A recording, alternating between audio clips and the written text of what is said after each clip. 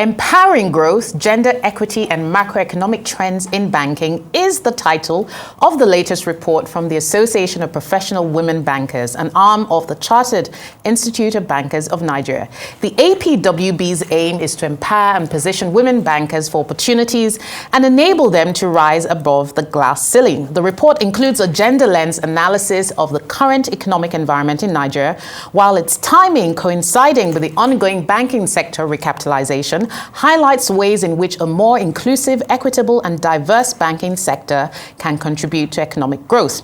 Well, today I'm joined by Funke Ladimeji, who is chairperson of the Association of Professional Women Bankers. She's a former executive director at JP Morgan and has over 30 years experience managing a variety of banking businesses across markets and corporate finance businesses across multiple jurisdictions in Europe, Middle East, and Africa, and across multiple functional areas. Also with us is Chief Economist of Coronation Merchant Bank and ex-officio member of the Association of Professional Women Bankers, as well as the author of the report in question. In April 2024, Chinwe was named a World Economic Forum Young Global Leader, recognizing her influence on macroeconomic discourse. She also serves on Nigeria's Presidential Fiscal Policy and Tax Reform Committee. Welcome, ladies. Great to have you both on the show. Thank you. And it's good to see the... Great to be here. Thank you. It's so good to see the Association of Professional Women Bankers releasing this report, because I've felt for a very long time you're a very powerful voice, not just for women bankers, but for the entire industry. So I'd like to start with you, Mrs. Ladimeji. What was the main rationale for the report? Well, the rationale is really anchored on the objectives of the organization.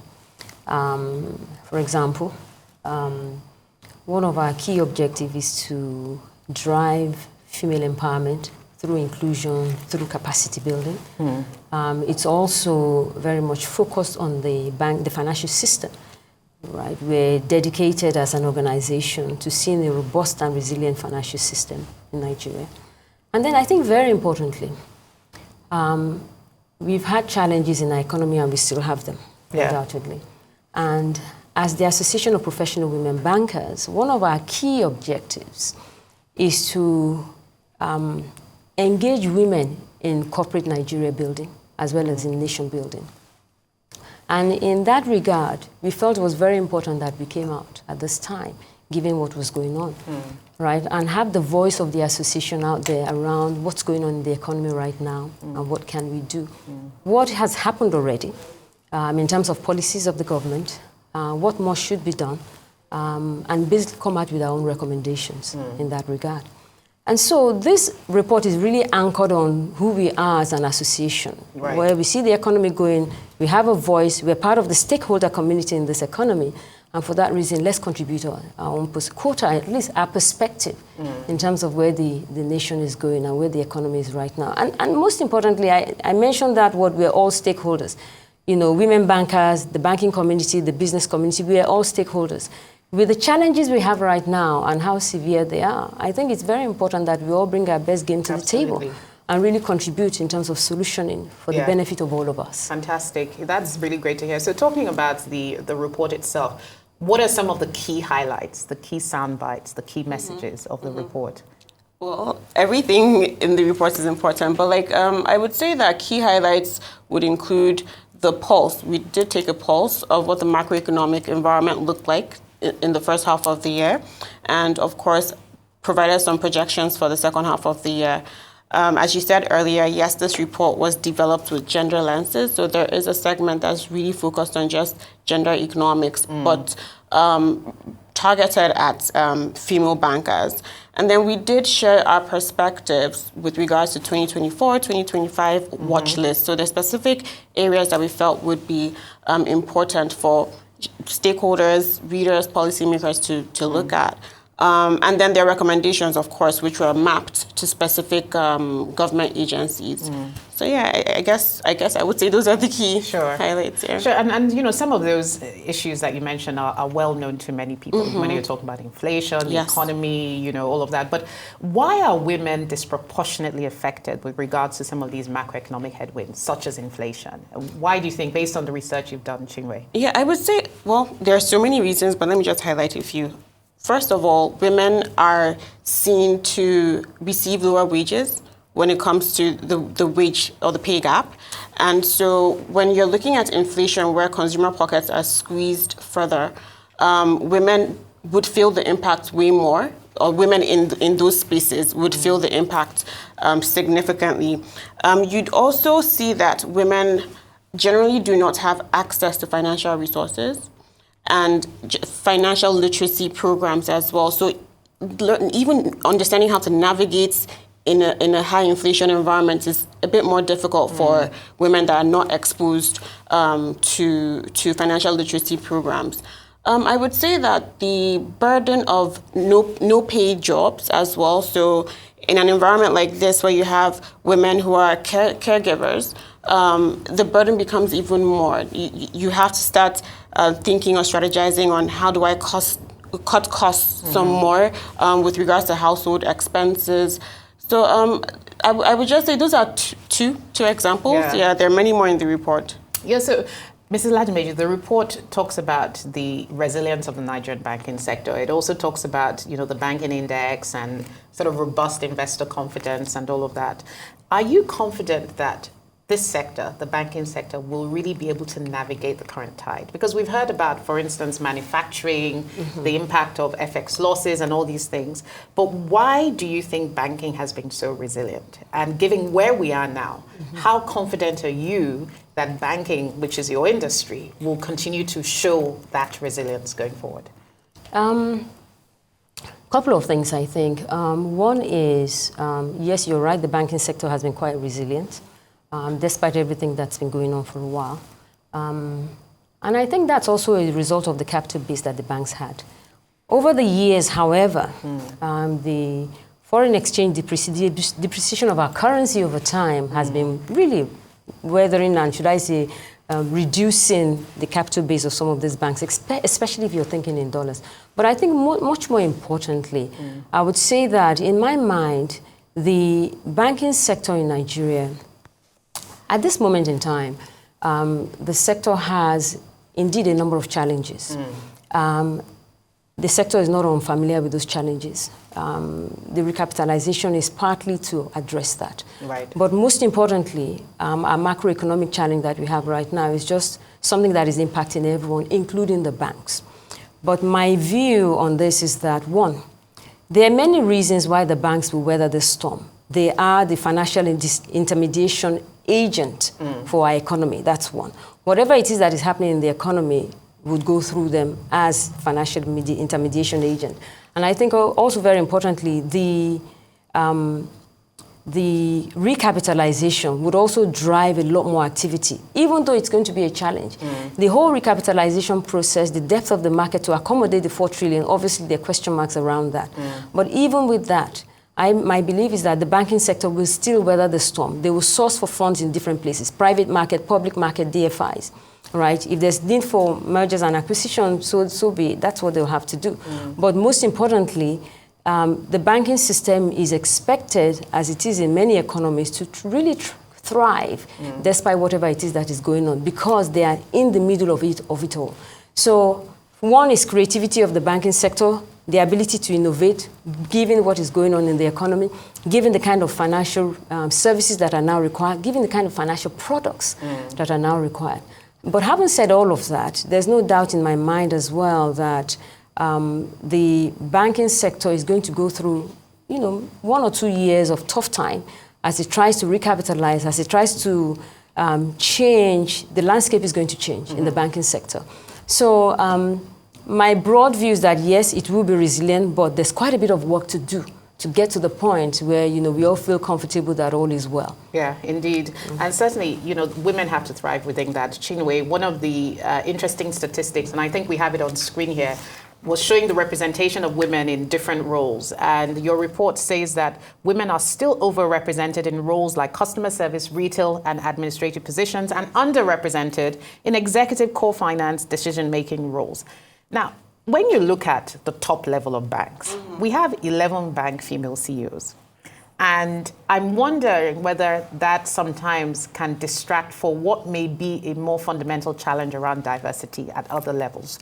So what are we seeing here in terms of the trends? Why are we still seeing this huge weighting to more customer service roles or administrative or retail roles than we're seeing in the decision-making positions? Well, I agree with you to an extent regarding the leadership level. Yes, we do have 11 CEOs across the banks, but I would say that there are specific things that need to be done to support growth in this industry for women in particular. And there are recommendations which were put into the report, such as one, mentoring and sponsoring as well. These are very important tools that would help to equip employees in the junior, let me say that career trajectory where you start your job and then you're growing. What you find usually, based on surveys I've done even in the past, is that at the beginning of one's career, you'd find a good amount of females in the system, but as the progression happens, it now thins out. It's almost like if I was going to draw a nice picture, it would look like a kwashiorkor sheep, right? Yeah. So mentoring and sponsoring would support that. Also, just creating an inclusive work environment that allows for women who have gotten married and have kids, or even kids without being married, but like just that support that will allow them to balance better. I think that is still missing when you look into the banking industry with a gender lens. Talent development programs as well. You did mention specific areas where you'd find female bankers. I think a push towards other areas of focus. Of course, the interest needs to be there as well, so it's not all on the company. Areas like risk management, areas like more operations, treasury.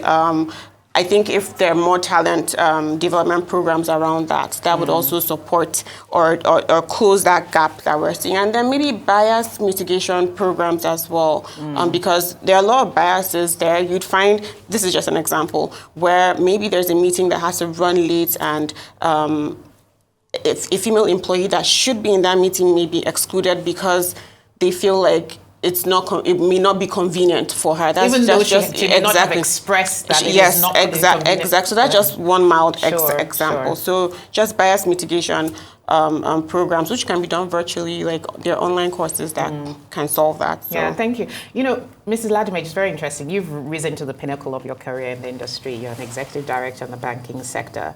And you know, when we started to see all these female CEOs, you know, a lot of women were really inspired. But for many people who actually work in the banking sector, everybody is asking, this is it now, we have 11 female CEOs, but where is the pipeline, right? So looking at that pipeline, Chinwe has mentioned a number of things that we could help, but you're at leadership level. What can leaders in the banking sector do more to really ensure that that pipeline is built and sustained over time? Because the question is, where are the next generation of 11 female CEOs? Absolutely, and you're so right. There is a lot of excitement, and people are very proud. We're all very proud. The association is very proud of these 11 CEOs. But of course, the question everyone is now asking is, where is that pipeline, right? And a number of the initiatives that Chinwe mentioned are very important. Organizations have to be deliberate about that.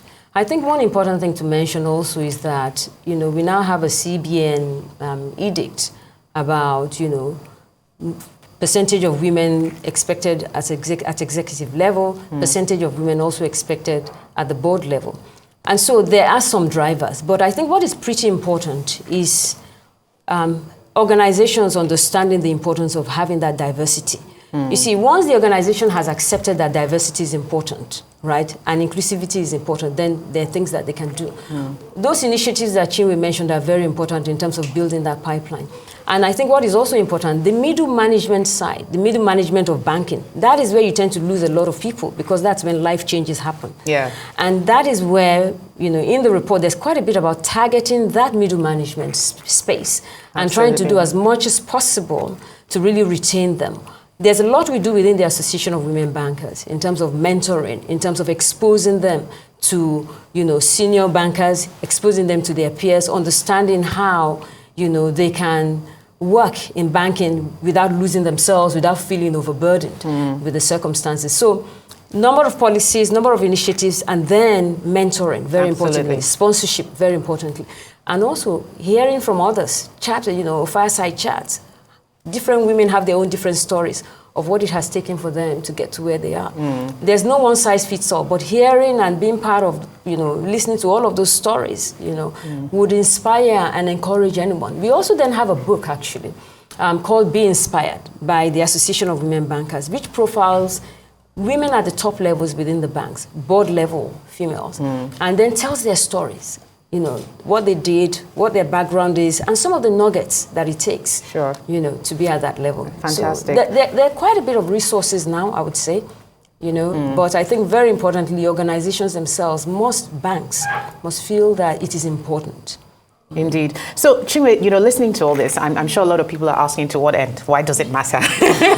Right? Yes, we have 11. We can grow it to 20, but to what end? But there's something you put in the report around sort of gender-sensitive approaches to one very specific area of banking, which is risk management. I thought that was interesting. Can you maybe just elaborate on that a bit? Because this was around incorporating gender-sensitive approaches to risk management. Yeah, because it's not just a focus on the employees, it's also your clients, right? Right. So I'm going to mention 3 main points with regards to that. Gender data analysis, when we're not doing a good job with regards to gender data, and it's a function of actually having to spool data. A lot of primary research is required, so survey analysis, like what we've done with this report, but this is just scratching the surface. Like, so much more needs to be done with regards to just data computation that is focused on women and gender equity. I would say that when you get that, or when you cross that bridge, you're now able to tailor products that would be useful to, for example, female entrepreneurs. We spoke about inflation recently. Inflation is impacting everyone, whatever gender. So male entrepreneurs, female entrepreneurs, but how can you make decisions that would be filtered towards female female entrepreneurs that may be within your client base? And then it would also help with inclusive leadership, because then you have a more diverse table, a decision-making table, when you have a good balance of male and female in rooms where you're talking about risk management. Why I really spotlighted risk management was that when we talk about macroeconomics and we're looking at data in general, to what end, as you said, why should we care? It's really to guard against market risk, credit risk, operational risk, and so on. So I just felt like it was important that we highlighted that. Fantastic. And Mrs. Ladimeji, can you really compel banks to have regular audits around this gender diversity thing? How do you build that critical mass in the industry where every single bank does this en masse in a consistent, deliberate, and intentional way? So I always say that what doesn't get measured doesn't get done. If it is not measured, it's not anyone's priority. I think that's one. The first thing is every organization needs to determine what is priority to it, right? The labor market today is global. As a CEO today in Nigeria, you're not just, your market for talent, right, which is in Nigeria, there are many others who are tapping into that market. Everything that you need to do to ensure that you remain competitive in that labor market is important. Not only that, leaving out 50% or not utilizing properly 50% of that population is a waste of the resource. And so it is incumbent on every senior leader within this economy, right, every bank CEO, to make sure that they have the initiatives in place to drive that gender diversity. And if they don't, I think that, they will soon lose their resources. We have high attrition within banking right now. And so it's a competitive market, but competition is not local. I think that's what we really need to It is absolutely global. And for that reason, it doesn't take anyone to tell anyone that you need to do something different, right? Which is why, in my mind, you need to measure these things. You need to look at policies that will encourage your employees to stay, to retain them, to get them engaged, to get them included in everything you're doing, to also make sure that you have the right kind of diversity palette such that your decision making and it goes is beyond gender. It goes beyond gender. Yeah, it does. It goes not only gender, your clients as well. If you have a broad set of clients, you want your profile of employees to reflect that. Absolutely. Yeah. So it's beyond anyone compelling anyone. It's now a matter of, self-interest. It makes business sense. Absolutely. And it's self-interest. Indeed. So we have a watch list of things that you put in the report for the first half of the year. So my question now to you is, what should we expect? What is the APW? What is your crystal ball? Imagine there's a crystal ball between both of you on this table. Cast your crystal ball on Nigeria and our economy as the Association of Professional Women Bankers. I'll try to do that. Yeah. But I'm happy that Mrs. Ladimeji brought up the attrition rate, because that is definitely on the watch list. The talent pool is on the watch list, and when you read the report, you'd see how I integrated the JAPA syndrome in there as well. Again, driving strategic growth, which I've mentioned earlier, is also on the watch list.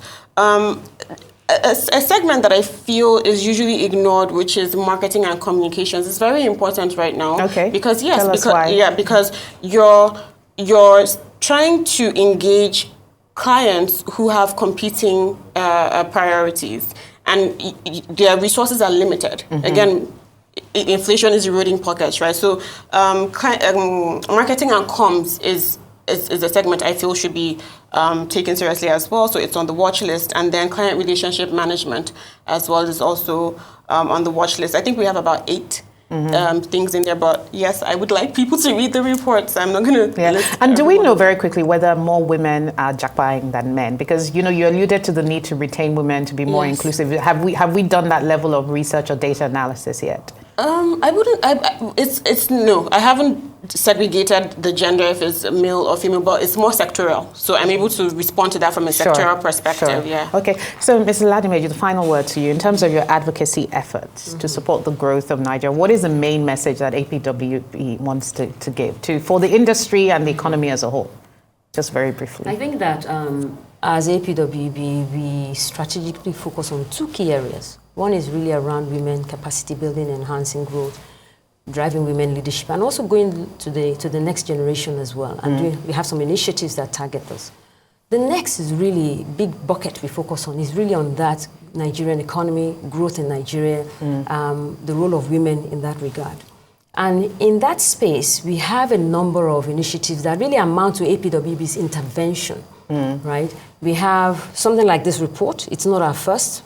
Right. I mentioned another report, which is really around females in banking. And then we also have our symposia, which are, events where we invite the best of the best to come and join us and discuss the top issues in the economy at that time. For example, we had one where we discuss infrastructure financing gap and how we bridge that gap in the short, the medium, and the long term. We had another one around security, right, as well. And so our real focus here is to really do those two things, those 2 objectives.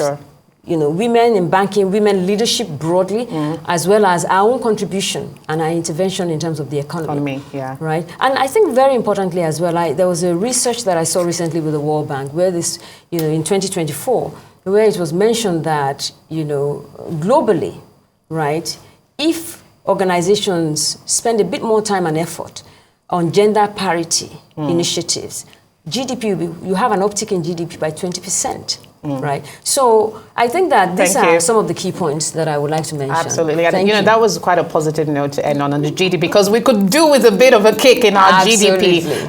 11 CEOs in the banking sector. You are obviously very formidable professionals in your own right as women and as professionals. Thank you for coming to the show and sharing your insights. The Association of Professional Women Bankers, Chinwe, Egwim, and Mrs. Funke Ladimeji. Thank you so much. Thank you. It's a pleasure.